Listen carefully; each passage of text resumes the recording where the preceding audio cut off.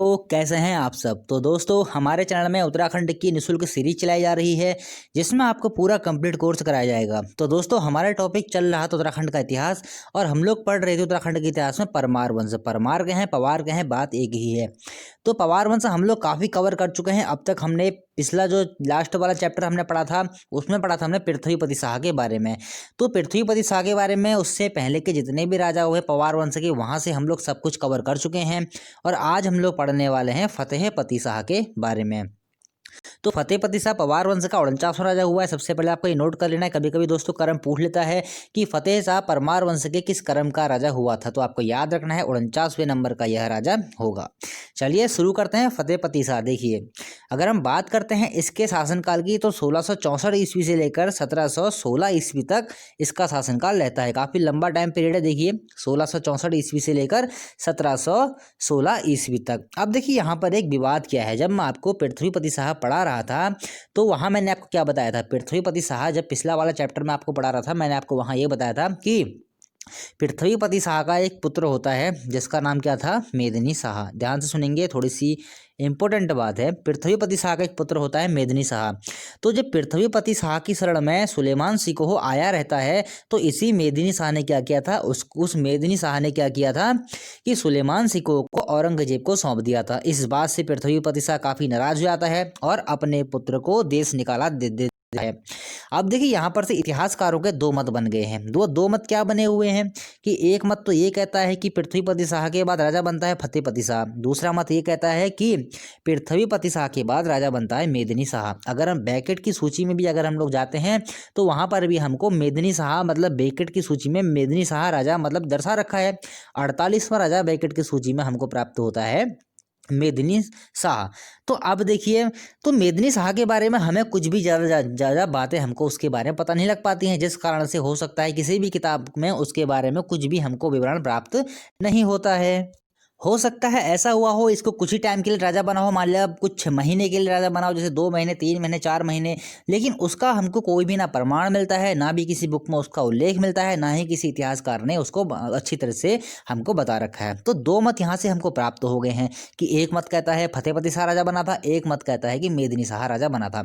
लेकिन हम लोग जाएंगे फतेहपति शाह के साथ ही, मतलब अगला राजा फतेहपति शाह बनेगा। लेकिन बैकेट की सूची क्या कहती है, बैकेट की सूची ये कहती है कि 48वां राजा बना था मेदिनी शाह। चलिए हम लोग मान लेते हैं कि 48वां राजा मेदिनी शाह बना था, लेकिन उसके बारे में हमको कोई सी भी जानकारी प्राप्त नहीं होती है किसी भी इतिहासकार के द्वारा, कोई भी जानकारी हमको खास प्राप्त नहीं होती है।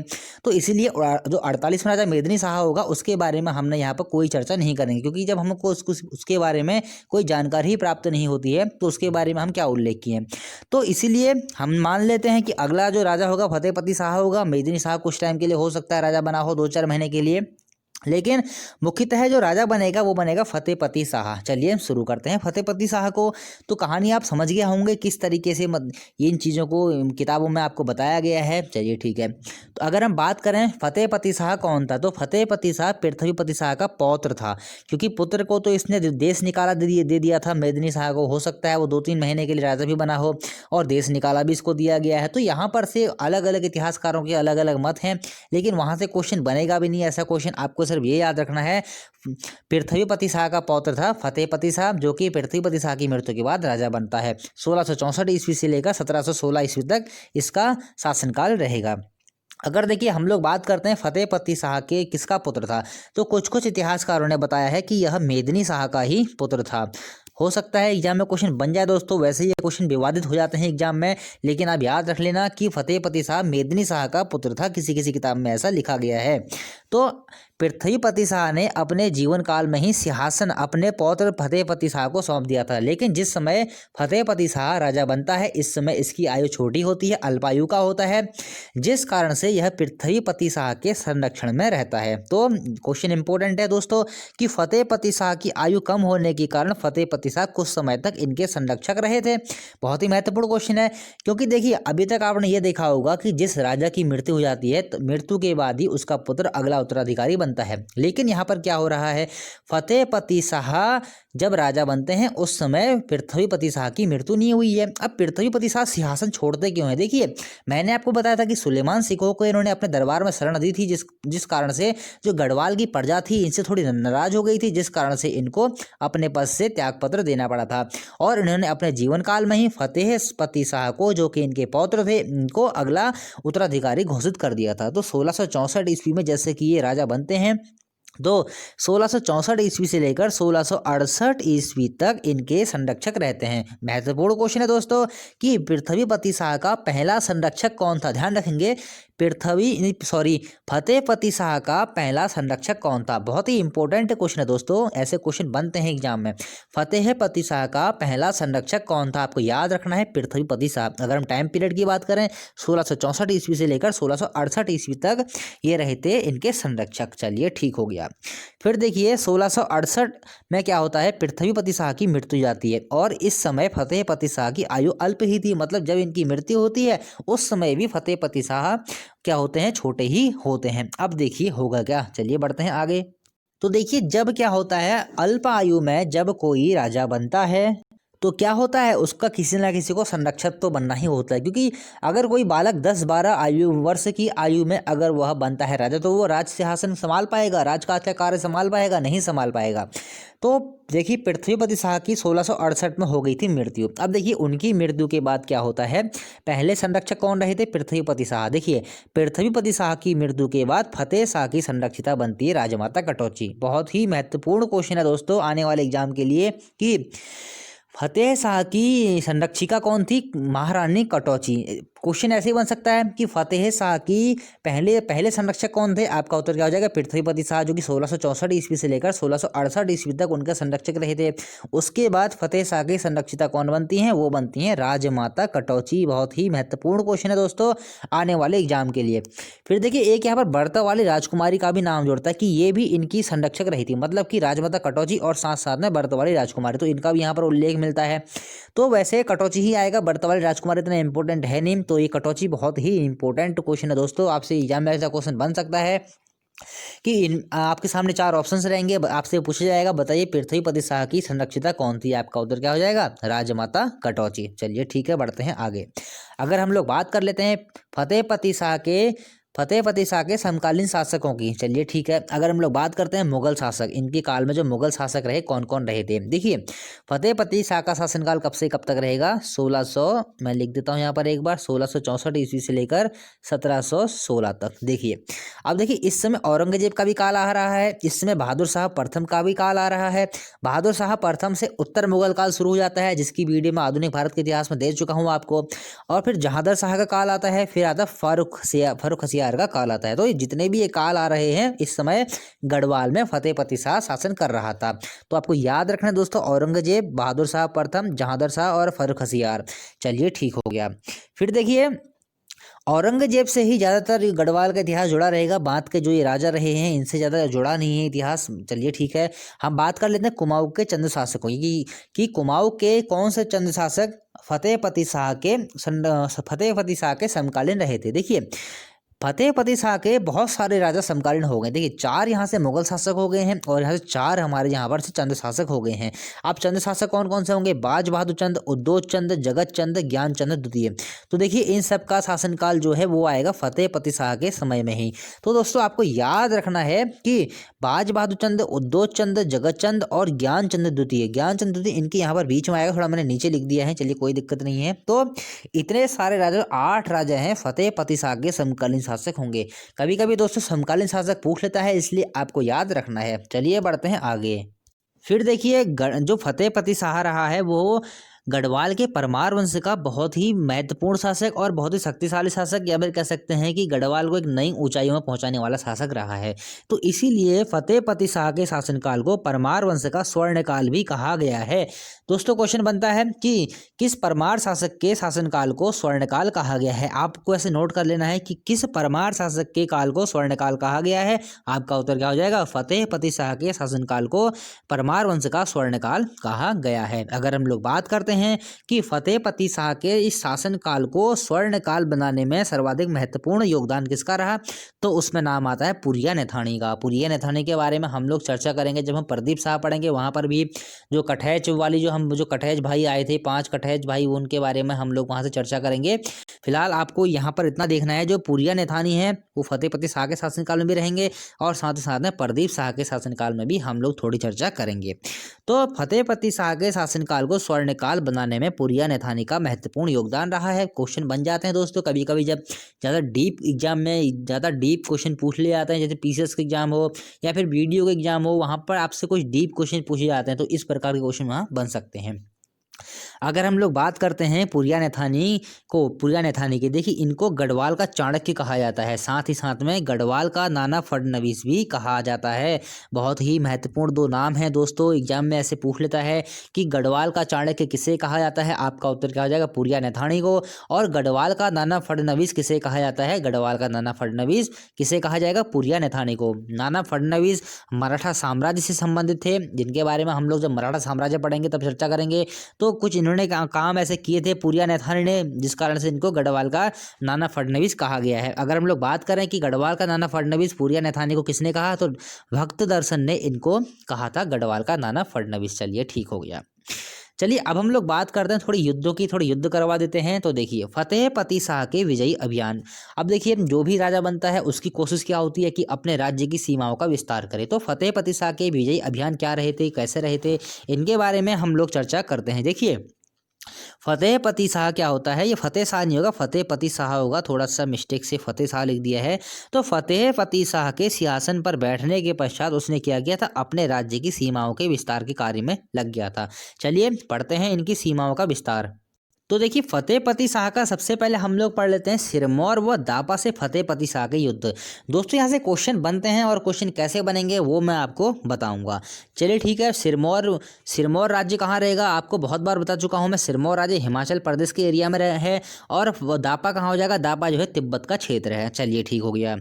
तो सिरमौर व दापा से फतेहपति शाह का युद्ध हम लोग पढ़ लेते हैं। देखिए फतेहपति शाह जिस समय गढ़वाल पर शासन कर रहा था, उस समय एक दापा का क्षेत्र था जहां से लगातार परमार शासक युद्ध कर रहे थे, और साथ ही साथ में पड़ोसी राज्य सिरमौर, जहां से परमार शासक लगातार युद्ध वहां उनका चलता रहा था। आपने पढ़ा होगा पृथ्वीपति शाह के शासनकाल में भी 1640 ईस्वी से लेकर 1650 ईस्वी तक क्या हुआ, वहां भी लगातार पृथ्वीपति शाह और सिरमौर राज्य के मध्य में युद्ध चलते रहे थे, क्योंकि पड़ोसी ही राज्य है और सिरमौर राज्य जो है वो मुगलों का भी साथ दे रहा था। इस कारण से भी इनमें गढ़वाल के परमार और ये सिरमौर नरेशों में लगातार युद्ध चल रहे थे। तो फतेहपति शाह जब राजा बनते हैं तो इनके काल में भी यही होता है, दापा से भी यही युद्ध लड़ते हैं, साथ ही साथ में ये सिरमौर राज्य से भी युद्ध लड़ेंगे, साथ साथ में ये कुमाऊं के चंदों से भी युद्ध लड़ते हैं। फिलहाल हम लोग 2 राजा पढ़ते हैं, यहाँ पर 2 शासकों के बारे में पढ़ते हैं, सिरमौर व दापा, और थोड़ी देर बाद हम लोग चर्चा करेंगे कुमाऊं के चंद शासकों से इन्होंने जो युद्ध लड़े थे। चलिए ठीक हो गया। तो देखिए 1685 ईस्वी में फतेह शाह ने सिरमौर पर आक्रमण कर दिया। सिरमौर मतलब फतेह शाह ने क्या किया, 1685 ईस्वी में सिरमौर पर आक्रमण कर लिया और वैराटगढ़ कालसीगढ़ छीन लिए। देखिए क्या होता है सिरमौर में, मैंने आपको पढ़ाया था, जैसे कि गढ़वाल पर शाहजहां ने युद्ध किए थे तो यहाँ पर से कुछ किले थे, वैराटगढ़ हो गया, कालसीगढ़ हो गया, तो यहाँ के कुछ क्षेत्र थे जो सिरमौर राजा के पास आ गए थे, जो कि उसमें मैंने आपको पढ़ाया था पृथ्वीपति शाह, तब मैंने आपको सब कुछ ये पढ़ा रखा है। ज़्यादा हम लोग डिटेल में जाएंगे नहीं, क्योंकि जिस चीज़ के बारे में हम लोग डिटेल से पहले चर्चा कर चुके हैं उसको हम लोग दोबारा से डिटेल में चर्चा नहीं करेंगे। फिलहाल आप ये जान लीजिए कि जो सिरमौर के पास यहाँ पर के आक्रमण जब करता है फतेहपति शाह, तो सिरमौर के पास जो गढ़वाल के गढ़ होते हैं वैराटगढ़ और कालसीगढ़, उनको फतेहपति शाह ने छीन लिया था। और देखिए साथ साथ में क्या किया था, पांवटा तथा जौनसार क्षेत्र भी फतेहपति शाह के अधिकार में आ गए थे। अभी तक इन क्षेत्रों पर देखिए जौनसार क्षेत्र हो गया, यहाँ पर आएगा, और वैराटगढ़ भी यहाँ पर आता है, और साथ साथ कालसीगढ़ भी कुछ यहाँ पर आता है, पांवटा तो आता है आपका हिमाचल प्रदेश में। तो इतने सारे क्षेत्रों को क्या किया था, फतेहपति शाह ने इन क्षेत्रों पर अपना अधिकार कर लिया था। क्वेश्चन ये बनता है दोस्तों, पांवटा कहाँ है, आपको याद रखना है पांवटा कहाँ है, हिमाचल प्रदेश में है। सिख समुदाय का बहुत ही धार्मिक यह स्थल माना जाता है, और है भी, माना क्या जाता है भी।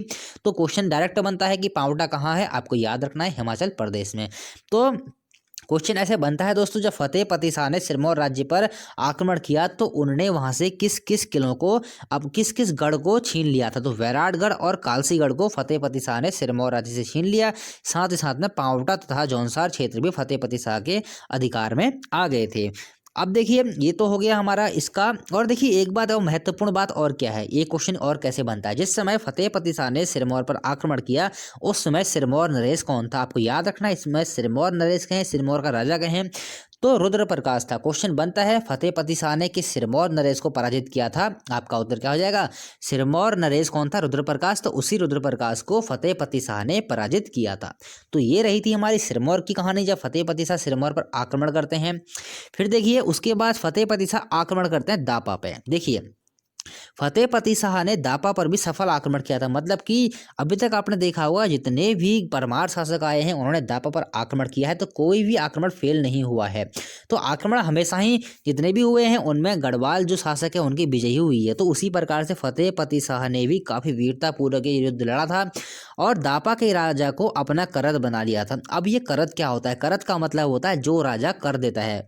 मतलब कि जो तिब्बत का जो राजा था वह गढ़वाल के राजा फतेह पति शाह को कर देगा, इसी को बोला जाता है करद।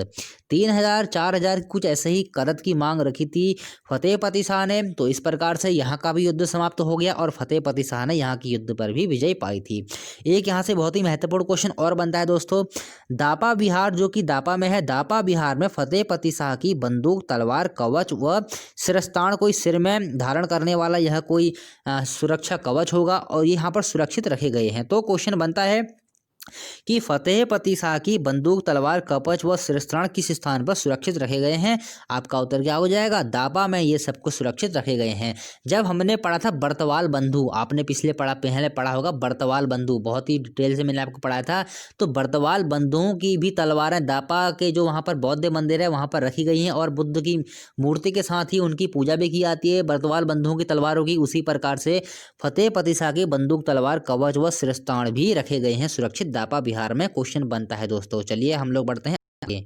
देखिए हम लोग बात कर लेते हैं 1685 ईस्वी की। देखिए जैसे कि मैंने आपको बताया था जिस समय फतेह पति शाह ने आक्रमण किया था सिरमौर पर और रुद्र प्रकाश को वहां से पराजित कर दिया था और वहां की उन्होंने गढ़ भी जीत लिए थे। अब रुद्र प्रकाश ने क्या किया था, इस समय पंजाब में थे गुरु गोविंद सिंह। तो गुरु गोविंद सिंह से उन्होंने सहायता मांगी थी और वो सहायता किसके लिए थी कि आप आइए हमारी सहायता कीजिए, हमारे राज्य को बचाने में हमारी सहायता कीजिए गढ़वाल के शासकों से। तो सिरमौर नरेश ने गुरु गोविंद सिंह को आमंत्रित कर पांवटा में दुर्ग निर्माण के लिए भूमि दी थी।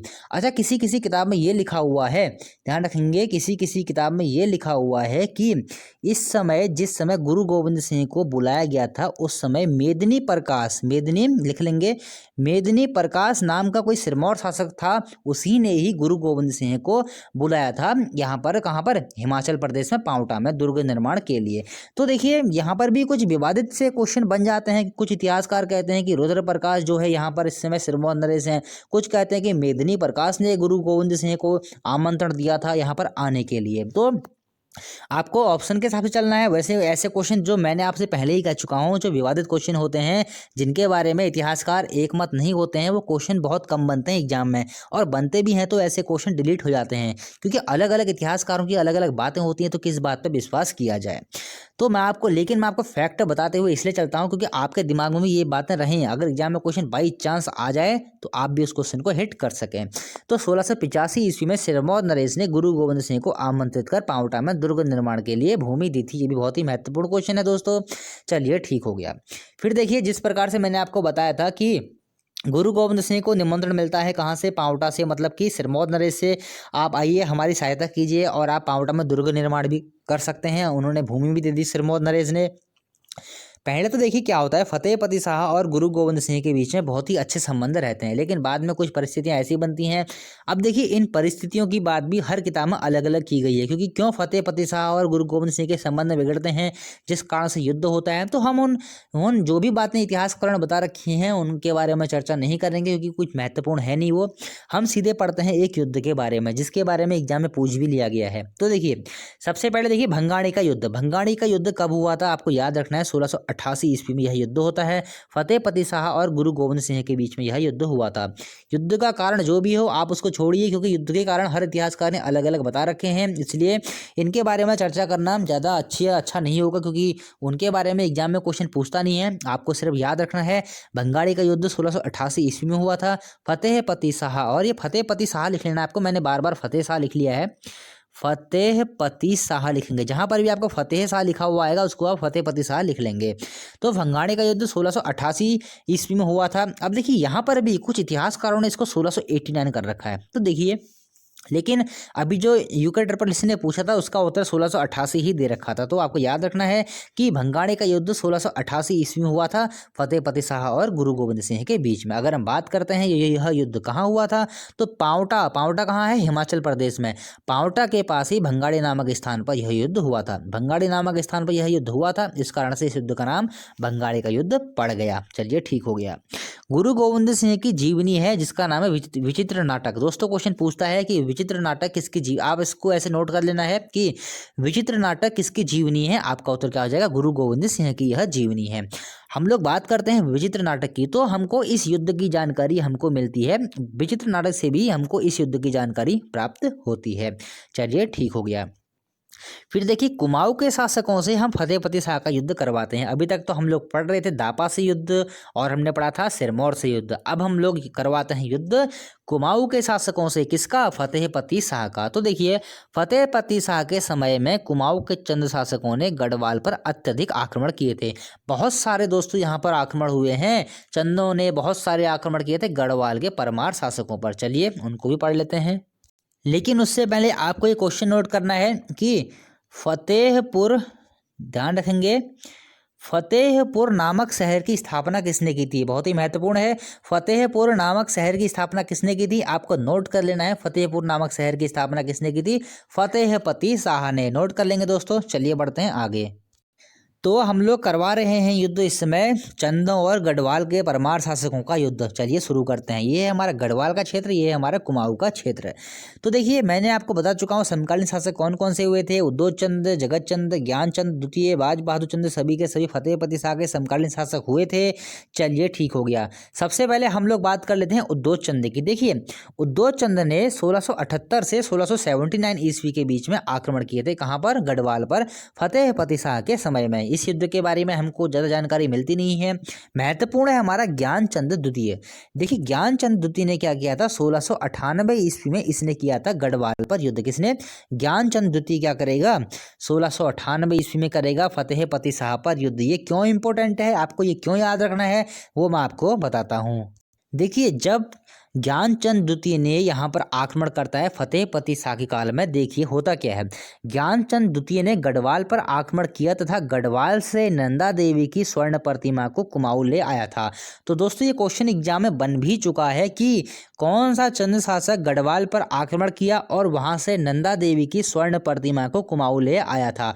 तो आपका उत्तर क्या हो जाएगा, ज्ञानचंद द्वितीय। देखिए, ज्ञानचंद दो हैं, आपको याद रखना है। ज्ञानचंद द्वितीय ने गढ़वाल पर आक्रमण किया था और गढ़वाल से नंदा देवी की स्वर्ण प्रतिमा को कुमाऊं में ले आया था। जिस समय यह एक क्वेश्चन ऐसे ही बन सकता है, जिस समय ज्ञानचंद द्वितीय ने गढ़वाल पर आक्रमण किया और नंदा देवी की स्वर्ण प्रतिमा को कुमाऊं में ले आया था, उस समय परमार शासक कौन था, ऐसे भी क्वेश्चन पूछ सकता है। आपका उत्तर क्या हो जाएगा, फतेहपति शाह इस समय परमार शासक था। चलिए ठीक हो गया। यहाँ से दोस्तों जो युद्ध हैं इनके बारे में कुछ ज़्यादा हमको बहुत जानकारी मिलती नहीं है। 2-3 फैक्ट हमको प्राप्त होते हैं, उनके बारे में हम लोग चर्चा करेंगे। फिर देखिए, 1698 ईस्वी से लेकर 1710 ईस्वी तक हर वर्ष कुमाऊं के शासकों द्वारा गढ़वाल पर आक्रमण किए गए हैं। तो 1698 ईस्वी से लेकर 1720 ईस्वी तक का हमारा जो समय होता है पूरे 12 साल होते हैं। तो देखिए, इसको द्वादश आक्रमण भी कहा गया है। द्वादश आक्रमण कुमाऊं के शासकों ने गढ़वाल के शासकों पर किए थे 1698 ईस्वी से लेकर 1710 ईस्वी में। देखिए, अभी हम लोग जब चंद्र काल पढ़ेंगे उसमें हम लोग पढ़ेंगे चंदों का जो हुआ था 12 वर्षीय युद्ध होता है डोटी के शासकों के साथ, वो अलग युद्ध होगा। लेकिन हम लोग बात कर रहे हैं गढ़वाल और चंदों के बीच में, परमार और चंदों के बीच में द्वादश युद्ध के बारे में। तो 1698 ईस्वी से यह युद्ध शुरू हुआ था और 1710 ईस्वी तक यह युद्ध होता है।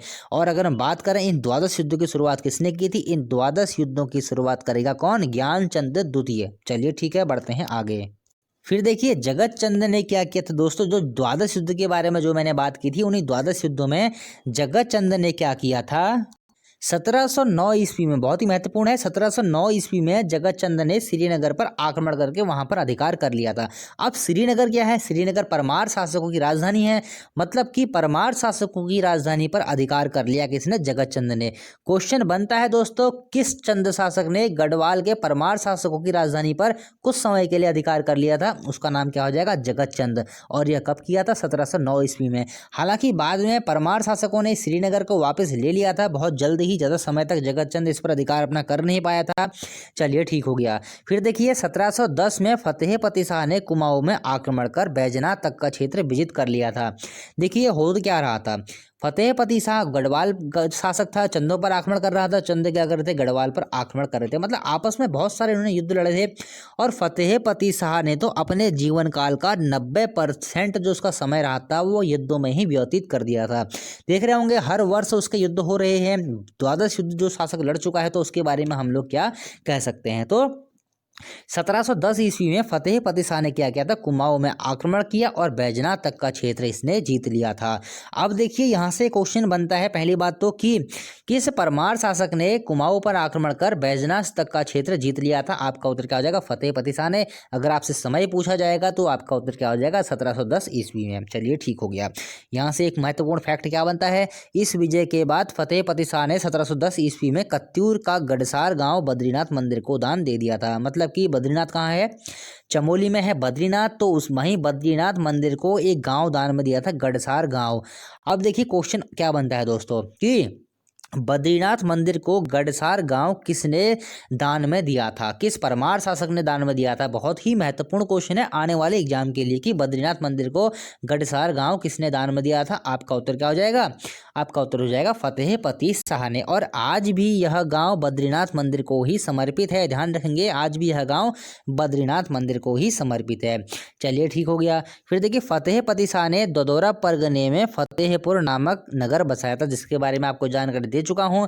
तो फतेहपुर नामक नगर किसने बसाया था? फतेहपति शाह ने, ददौरा परगने में। अगर हम बात करते हैं हमको इस चीज़ का उल्लेख कहाँ से प्राप्त होता है, तो एक बुक है मेमोयर्स ऑफ देहरादून पुस्तक, जो लिखी गई है GRC विलियमसन के द्वारा। इसी पुस्तक में हमको उल्लेख मिलता है कि फतेहपति शाह ने फतेहपुर नामक शहर की स्थापना की थी। तो पहली बात तो ये क्वेश्चन भी इंपॉर्टेंट हो जाता है दोस्तों कि मेमोयर्स ऑफ देहरादून नामक पुस्तक की रचना किसने की है? आपका उत्तर क्या हो जाएगा? GRC विलियमसन ने। ऐसे क्वेश्चन बनते हैं दोस्तों, आपको छोड़ना नहीं है। चलिए बढ़ते हैं आगे। फिर देखिए फतेहपति शाह विद्या तथा कला का संरक्षक। ऐसा नहीं है कि फतेहपति शाह अपने जीवन काल में युद्ध ही लड़ता रहा, उसने अन्य भी कुछ काम किए थे। वह विद्या तथा कला का भी बहुत बड़ा संरक्षक था। उसके दरबार में नवरत्न रहा करते थे। नवरत्न का मतलब समझते हैं, मतलब कि विद्वान जो कवि होते हैं उसके दरबार में 9 रत्न रहा करते थे। जैसे कि हम अकबर पढ़ते हैं, जैसे कि हम चंद्रगुप्त विक्रमादित्य पढ़ते हैं, तब हम वहाँ देखते हैं उनके दरबार में भी 9 रत्न थे। तो अकबर और चंद्रगुप्त द्वितीय की तरह ही फतेहपति शाह के दरबार में भी 9 रत्न रहा करते थे। बहुत ही महत्वपूर्ण क्वेश्चन हो जाएगा, किस परमार शासक के दरबार में 9 रत्न रहते थे? पहला क्वेश्चन तो यही बन गया कि किस परमार शासक के दरबार में 9 रत्न रहते थे? आपका उत्तर क्या हो जाएगा? फतेहपति शाह के दरबार में 9 रत्न रहते थे। तो देखिए जब क्वेश्चन बनते हैं PCS लेवल के, जब क्वेश्चन बनते हैं नायब तहसीलदार के, मतलब लोअर PCS के, तब बनते हैं ऐसे क्वेश्चन। आपसे किसी भी इनमें से किसी भी नवरत्न का नाम पूछा जा सकता है, और कैसे पूछा जाएगा वो भी मैं आपको बताऊंगा। पहले आप लोग ये जान लीजिए कि नवरत्न कौन कौन से थे। देखिए सुरेशानंद बर्थवाल, खेतराम धसमाना, रुद्रदत्त की मोठी, हरिदत्त नौटियाल, वासवानंद बहुगुणा, शशिधर डगवाल, सहदेव चंदौला, कीर्तिराम कंठौला और हरिदत्त थपलियाल। तो आपको दोस्तों ये नाम याद रखना है। अगर आप अच्छे से तैयारी कर रहे हैं एग्जाम की, तो ये हो सकता है आगे वाले एग्जाम आपको देखने को मिले। आपके सामने देखिए कुछ 3 ऑप्शन ले लेगा, और चौथा ऑप्शन ऐसा ले लेगा जो आप जैसे मान लिया जटाधर मिश्र का ले लेगा। तो आपसे ये पूछा जाएगा, बताइए कि इनमें से कौन सा विद्वान फतेहपति शाह के 9 रत्नों में शामिल नहीं है? तो आपका उत्तर क्या हो जाएगा? जटाधर मिश्र जो है 9 रत्नों में शामिल नहीं है, क्योंकि ये 9 जो हैं वो फतेहपति शाह के नवरत्न हैं। तो दोस्तों क्वेश्चन बन जाते हैं ऐसे, फतेहपति शाह के नवरत्न आपसे पूछ सकता है, उनके नाम पूछ सकता है। फिर देखिए इनके दरबार में अन्य आश्रित विद्वान भी रहे थे, ऐसा नहीं कि जी 9 विद्वानों के अलावा कोई विद्वान ही ना हो, और भी इनके दरबार में आश्रित विद्वान रहे थे, लेकिन इनकी गणना नवरत्नों में नहीं होती है। नवरत्नों में गणना सिर्फ इनकी ही होती है, ध्यान रखेंगे। ये आश्रित विद्वानों की हम लोग बात कर रहे हैं। तो पहला नाम आता है जटा मिश्रा, जटाधर मिश्र के बारे में। इनको जटाशंकर भी कहा गया है। अगर आपसे क्वेश्चन एग्जाम में बनता है जटाशंकर नाम से, जटा मिश्र नाम से, ध्यान रखेंगे एक ही नाम है। इनकी रचना आती है एक फतेह शाह करण गिनत। फतेह शाह करण गिनत की स्थापना किसने की है? आपका उत्तर क्या हो जाएगा? जटाशंकर या फिर जटाधर मिश्र ने। फिर देखिए मतीराम आते हैं, इनकी एक रचना है व्रत कौमुदी। देखिए इस व्रत कौमुदी को छंदसार पिंगल भी कहा गया है। तो आपसे क्वेश्चन पूछा जाए व्रत कौमुदी या फिर कह सकते हैं छंदसार पिंगल की रचना किसने की है? आपका उत्तर क्या हो जाएगा? मतीराम ने। चलिए ठीक हो गया। फिर देखिए आते हैं रतन कवि। इन रतन कवि को छेमरान भी कहीं कहीं कहा गया है। तो रतन कवि हो या छेमरान हो, बात एक ही है। अब देखिए एक रचना है फतेह प्रकाश। तो फतेह प्रकाश की रचना किसने की है? आपका उत्तर क्या हो जाएगा? रतन कवि या फिर कह सकते हैं कि श्री छेमरान ने। चलिए बढ़ते हैं हम लोग आगे। फिर देखिए उसी प्रकार से एक रचना और आती व्रत विचार ग्रंथ। उसी प्रकार से एक रचना और आती व्रत विचार ग्रंथ की। अगर हम लोग बात करते हैं इसकी रचना किसने की है, तो सुखदेव मिश्र। देखिए एक बात ध्यान रखेंगे, कहीं इनके भी नाम हमको दो नाम मिलते हैं। सुखदेव मिश्र भी कहीं मिलेगा आपको, कहीं मिलेगा आपको सुखदेव मिश्र। तो एक ही नाम है, ध्यान रखेंगे। सुखदेव मिश्र हो या फिर सुखदेव मिश्र हो, नोट कर लेंगे, दोनों नाम आप नोट कर लेंगे, सुखदेव मिश्र या फिर सुखदेव मिश्र। तो व्रत विचार ग्रंथ की रचना सुखदेव मिश्र ने की है। फिर देखिए यहाँ से एक महत्वपूर्ण फैक्ट क्या बनते हैं। मतीराम ने अपने ग्रंथ व्रत कौमुदी में फतेहपति शाह को क्या किया था? फतेहपति शाह को शिवाजी के समान माना है। तो बहुत ही महत्वपूर्ण क्वेश्चन है दोस्तों कि फतेहपति शाह को शिवाजी के समान किसने माना है? मतीराम ने माना है। और किस ग्रंथ में माना है ये भी पूछ सकता है एग्जाम में। तो व्रत कौमुदी नामक ग्रंथ में माना है। फिर देखिए गढ़वाल का शिवाजी किसे कहा जाता है? तो गढ़वाल का शिवाजी फतेहपति शाह को कहा गया है। देखिए दोस्तों थोड़ी लिखने में मिस्टेक हो गई है, हर जगह मैंने फतेह शाह लिख दिया, लेकिन आपको लिखना है फतेहपति शाह। जहां भी आप लिखेंगे फतेहपति शाह लिखेंगे। चलिए ठीक हो गया। तो क्वेश्चन बनता है दोस्तों गढ़वाल का शिवाजी किसे कहा जाता है? आपका उत्तर क्या हो जाएगा? फतेहपति शाह को। चलिए ठीक हो गया। फिर देखिए रतन कवि ने अपने ग्रंथ फतेह प्रकाश में फतेह शाह को हिंदुओं का रक्षक, सील का सागर और उद्दंडों को दंड देने वाला बताया है। तो दोस्तों यहाँ से क्वेश्चन ऐसे बन सकता है कि उद्दंडों को दंड देने वाला शासक किसको बताया गया है? फतेहपति शाह को। सील का सागर किस परमार शासक को कहा जाता है? आपका उत्तर क्या हो जाएगा? फतेहपति शाह को। हिंदुओं का रक्षक किस परमार शासक को कहा गया है? आपका उत्तर क्या हो जाएगा?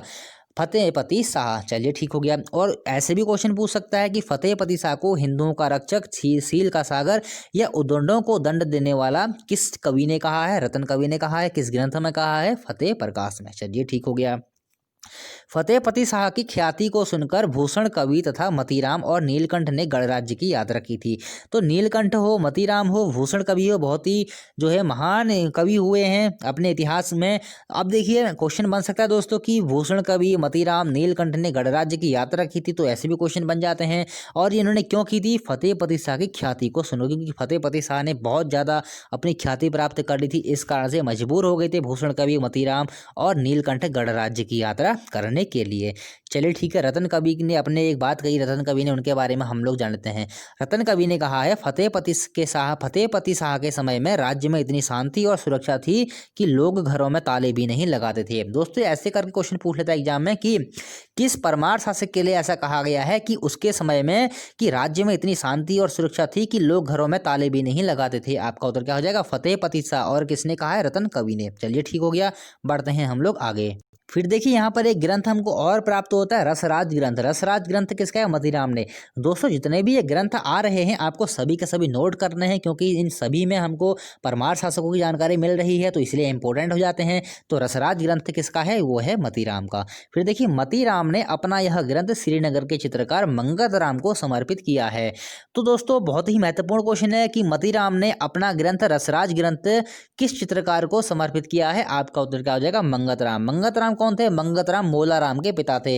मोलाराम बहुत ही ख्याति प्राप्त चित्रकार हुए हैं, जिनके बारे में हम लोग चर्चा करेंगे जब हम लोग चित्रकारी वाला चैप्टर पढ़ेंगे। तो आपको पहले ये याद रखना है कि मतीराम का ग्रंथ रसराज ग्रंथ वह किस चित्रकार को समर्पित किया गया है, किस श्रीनगर के चित्रकार को समर्पित किया गया है? आपको याद रखना है मंगत राम को यह ग्रंथ समर्पित किया गया है। चलिए ठीक हो गया। हम लोग बात करते हैं मंगत राम की। मंगत राम फतेहपति शाह के दरबारी चित्रकार भी थे। क्वेश्चन पूछ सकता है दोस्तों कि फतेहपति शाह के दरबारी चित्रकार कौन थे? आपका उत्तर क्या हो जाएगा? मंगत राम। चलिए ठीक हो गया। फिर देखिए सिख गुरु राम राय की हम लोग बात कर लेते हैं। सिख गुरु राम, देखिए सिख गुरु ये गुरु नहीं रहे थे, लेकिन गुरु इनके नाम के आगे लगाया जाता है। सिख गुरु नहीं रहेंगे। चलिए देखिए इनके बारे में थोड़ी सी आपको बता दूं। सिखों के गुरु हुए थे गुरु हरराय। गुरु हरराय के दो पुत्र होते हैं, गुरु हरकिशन और गुरु हरराय।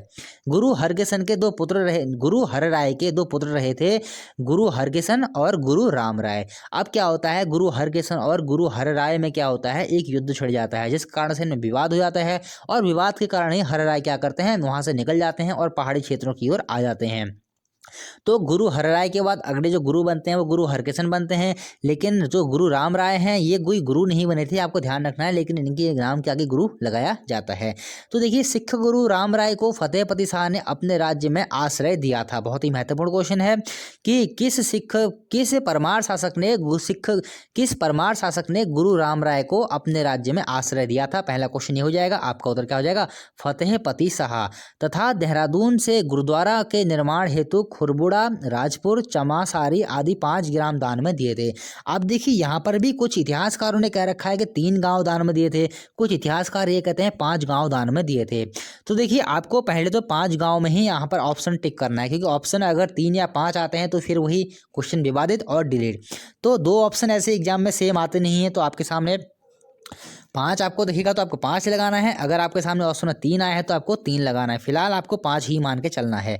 तो सिख गुरु, पहले क्वेश्चन क्या बनेगा कि सिख गुरु राम राय को किस परमार शासक ने अपने दरबार में शरण दिया था। आपका उत्तर क्या हो जाएगा, फतेहपति शाह ने। और कौन कौन से गाँव इनको दान में दिए थे, नाम याद रख लेंगे आप, खुरबुड़ा, राजपुर और चमासारी। चलिए ठीक हो गया। फिर देखिए यहाँ पर भी कुछ इनका विवाद बनता है, लेकिन चलिए इसको हम लोग जान के चलते हैं। गुरु राम राय 1675 ईस्वी में श्रीनगर में आते हैं और 1699 ईस्वी में देहरादून आते हैं। हमको कुछ किताबों से ये जानकारी प्राप्त होती है। फिर देखिए औरंगजेब भी गुरु राम राय से काफी प्रभावित था। दोस्तों क्वेश्चन बनता है कि औरंगजेब किस गुरु से बहुत ही ज्यादा प्रभावित था। आपका उत्तर क्या हो जाएगा, गुरु राम राय से। चलिए बढ़ते हैं आगे। अब देखिए कुछ यहाँ से वन लाइनर क्वेश्चन भी शुरू हो जाएंगे, क्योंकि ऐसा नहीं कि हर किसी चीज़ के बारे में हम लोग कहानी से ही पढ़ते रहेंगे। कुछ क्वेश्चन ऐसे भी होते हैं जिनको हमको वन लाइनर की तरह उनको पढ़ना होता है। फिर देखिए आता है मंगसीर दानपत्र। इस मंगसीर दानपत्र, पहली बात तो क्वेश्चन ये बन जाता है कि मंगसीर दानपत्र का संबंध किस परमार शासक से है। आपका उत्तर क्या हो जाएगा, फतेहपति शाह का संबंध है मंगसीर दानपत्र से। ये मंगसीर दानपत्र के बारे में हमको जानना इसलिए जरूरी है क्योंकि इस दानपत्र से जानकारी मिलती है कि फतेहपति शाह का राज्यारोहण 1667 ईस्वी में हो चुका था। देखिए 1667 ईस्वी से पूर्व में ही हो चुका था। बहुत ही महत्वपूर्ण क्वेश्चन है मंगसीर दानपत्र। क्वेश्चन ऐसे बनेगा दोस्तों, मंगसीर दानपत्र का संबंध किससे है। आपका उत्तर क्या हो जाएगा, फतेहपति शाह ने। फतेह शाह हो, फतेहपति शाह, मैं आपको बहुत बार कह चुका हूँ, फतेहपति शाह ही लिखेंगे इसको, फतेह शाह नहीं लिखेंगे, फतेहपति शाह इसको लिखेंगे। मैंने लिखने में थोड़ी मिस्टेक कर दी है। फिर देखिए अगर हम लोग बात करते हैं इस दान पत्र में क्या अंकित है। इस दान पत्र में फतेहपति शाह की राजमुद्रा अंकित है। 1664 ईस्वी में जैसे कि फतेहपति शाह राजा बन चुका था, लेकिन उसके बावजूद भी उसने अपने दान पत्र में फतेहपति शाह की राजमुद्रा अंकित की है। इस प्रकार से कहा जा सकता है यह अपने बड़ों का भी सम्मान करता था, क्योंकि जो राजा अपने शासनकाल में रह रहा है वो अपने पूर्वजों की अगर मुद्रा को अंकित कर रहा है तो इसका मतलब क्या है, वो अपने पूर्वजों का भी काफी सम्मान करता है। फतेहपति शाह के मुख्यमंत्री, देखिए जो इनके मुख्यमंत्री हुआ करते थे, बहुत ही जो इनके महत्वपूर्ण मंत्री थे, शंकर दत्त ढोभाल और पुरिया नैथानी। देखिए दोस्तों परमार वंश में जो डोभाल शब्द आता है, परमार वंश में जो डोभाल शब्द मंत्रियों के लिए प्रयुक्त किया गया, मतलब जो मंत्री होते थे उनको ही डोभाल कहा गया है। ये भी आपको ध्यान रखना है। तो इनके तो दो महत्वपूर्ण मुख्य जो इनके मंत्री थे वो कौन कौन से थे, शंकर दत्त ढोभाल और पुरिया नैथानी। पुरिया नैथानी के बारे में थोड़ी जानकारी आपको दे चुका हूँ। चलिए ठीक हो गया। फतेहपति शाह नाथ पंथ के अनुयायी थे। क्वेश्चन बनता है दोस्तों फतेहपति शाह किस पंथ के अनुयायी थे। आपको याद रखना है, नाथ पंथ के। मौला राम ने फतेहपति शाह को प्रीतम शाह कहा गया है। क्वेश्चन बनता है दोस्तों कि मौला राम ने प्रीतम शाह किस परमार शासक को कहा है। आपको याद रखना है फतेहपति शाह को प्रीतम शाह कहा है मौला राम ने। यहां से हम लोग वन लाइनर क्वेश्चन पढ़ेंगे, बहुत ही महत्वपूर्ण है। फतेहपति शाह ने अष्टकोण रजत मुद्रा चलाई थी। ये तो बहुत ही महत्वपूर्ण क्वेश्चन है दोस्तों, आने वाले एग्जाम में आपको जरूरी देखने को मिलेगा कि किस परमार शासक ने अष्टकोण रजत मुद्रा चलाई थी। आपका उत्तर क्या हो जाएगा, फतेहपति शाह ने। या फिर ऐसे क्वेश्चन बन सकता है कि फतेहपति शाह ने जो अष्टकोण मुद्रा चलाई थी वह किस धातु की बनी हुई थी। आपका उत्तर क्या हो जाएगा, रजत धातु से यह बनी हुई थी। फतेहपति शाह का शिवाजी तथा गुरु गोविंद सिंह की भांति एक घोड़े में बैठा हुआ एक चित्र प्राप्त हुआ है, जिसमें इनकी उम्र 33 साल लिखी गई है। तो दोस्तों क्वेश्चन कैसे बनता है कि किस परमार शासक किस परमार शासक का शिवाजी तथा गुरु गोविंद सिंह की भांति घोड़े में बैठा हुआ एक चित्र प्राप्त होता है? आपका उत्तर क्या हो जाएगा? फतेहपति शाह का एक चित्र प्राप्त होता है जो कि शिवाजी तथा गुरु गोविंद सिंह की भांति घोड़े पर बैठा हुआ एक चित्र है। अगर हम लोग बात करते हैं जो हमको ये चित्र प्राप्त हुआ है, इसमें कितनी उम्र लिखी गई है फतेहपति शाह की? तो 33 साल इनकी उम्र लिखी गई है। चलिए बढ़ते हैं आगे। आगे बढ़ने से पहले एक चीज़ और जान लेंगे। देखिए जैसे कि इनकी मुद्रा चल रही है यहाँ पर देखिए, लेकिन इससे क्या साबित होता है कि इस समय भी गढ़वाल का जो शासक थे वह स्वतंत्र सत्ता के रूप में कार्य कर रहे थे। देखिए यहाँ से पुरिया नैथानी के बारे में एक चीज़ मेरे को ध्यान आ गई, मैं उनके बारे में आपको बता देता हूँ।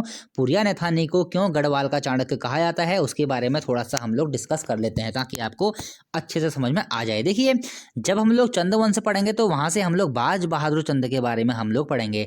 तो बाज बहादुर चंद के बारे में हम लोग क्या पढ़ेंगे कि बाज बहादुर चंद ने कुमाऊं में जजिया कर लगाया था। ये हम लोग चंद्र शासन में पढ़ेंगे कि किस चंद्र शासक ने गढ़वा कुमाऊं क्षेत्र में जजिया कर लगाया था। आपका उत्तर होगा वहां से बाज बहादुर चंद, जो कि हम लोग चंद्र काल में पढ़ेंगे। तो बाज बहादुर चंद ने कुमाऊं में जजिया कर लगाया था। तब औरंगजेब ने गढ़वाल में भी जजिया कर लगाने का आदेश दिया था। लेकिन क्या होता है, जो पुरिया नैथानी होते हैं वो दिल्ली आते हैं, दिल्ली दरबार में औरंगजेब के पास, और बड़ी चालाकी से वो औरंगजेब को मतलब थोड़ा बहला फुसला लेते हैं, उनको पटा लेते हैं और गढ़वाल पर जजिया कर ना लगाने का उनसे प्रस्ताव रखते हैं। तो इस प्रकार से औरंगजेब काफ़ी खुश हो जाता है पुरिया नैथानी से, और वो पुरिया नैथानी वहाँ कुछ ऐसे कारनामे करते हैं जिससे औरंगजेब काफ़ी खुश हो जाता है, और क्या होता है, जजिया कर गढ़वाल में नहीं लगता है। तो इस कारण से इनके काफ़ी सारे ऐसे काम किए हुए हैं जिससे इनको गढ़वाल का चाणक्य कहा जाता है। चलिए बढ़ते हैं आगे। फिर देखिए फतेहपति शाह को नाथ पंथ के बालकनाथ जोगी या बालनाथ के समकालीन बताया गया है। ये एक 1668 ईस्वी में एक ताम्रपत्र प्राप्त हुआ है जिसमें फतेहपति शाह को नाथ पंथ के बालकनाथ जोगी या बालनाथ के समकालीन बताया हुआ है। दोस्तों मैंने आपको बताया था जो अजय पाल था नाथ पंथ का अनुयायी था, तो फतेहपति शाह को नाथ पंथ के क्वेश्चन बनता है। दोस्तों फतेहपति शाह किस नाथ पंथ के समकालीन थे बतन को बताया गया है 1668 ईस्वी के ताम्रपत्र के अनुसार बालकनाथ जोगी या बालनाथ के इनको समकालीन बताया गया है। फिर देखिए 1716 ईस्वी के प्रारंभ में ही फतेहपति शाह की मृत्यु हो जाती है, और मृत्यु के साथ ही क्या होता है, फतेहपति शाह की मृत्यु के बाद इनका ज्येष्ठ पुत्र उपेंद्र शाह गद्दी पर बैठेगा, जिसके बारे में हम लोग अगली वीडियो में चर्चा करेंगे। अगर हम लोग बात करते हैं ये हमको कैसे पता लगता है कि फतेहपति शाह की मृत्यु के बाद इनका ज्येष्ठ पुत्र उपेंद्र शाह गद्दी पर बैठता है, तो बिंदा कोट है, बिंदा कोट का एक ताम्रपत्र प्राप्त होता है जिसमें यह जानकारी दी गई है। तो दोस्तों आज हमने फतेहपति शाह पूरा कंप्लीट कर लिया है। अगली वीडियो में हम लोग पढ़ेंगे उपेंद्र शाह के बारे में, अगली वीडियो में हम लोग पढ़ेंगे प्रदीप शाह के बारे में। और दोस्तों हमारे चैनल में उत्तराखंड का इतिहास चल रहा है, उत्तराखंड की भूगोल की भी काफ़ी वीडियो अपलोड कर चुका हूँ, राजेंद्र बरोजी की भी सीरीज चल रही है, साथ ही साथ में आधुनिक भारत का इतिहास भी चल रहा है। चलिए दोस्तों मिलते हैं अगली वीडियो में। वीडियो को लाइक कीजिए, और कुछ पूछना होता है तो कमेंट कर लिया कीजिए, मैं हर कमेंट का रिप्लाई जरूर करता हूँ। तो चैनल को लाइक कर दिया कीजिए, तो दोस्तों वीडियो को लाइक कीजिए, चैनल को सब्सक्राइब कीजिए। तो दोस्तों मिलते हैं अगली वीडियो में।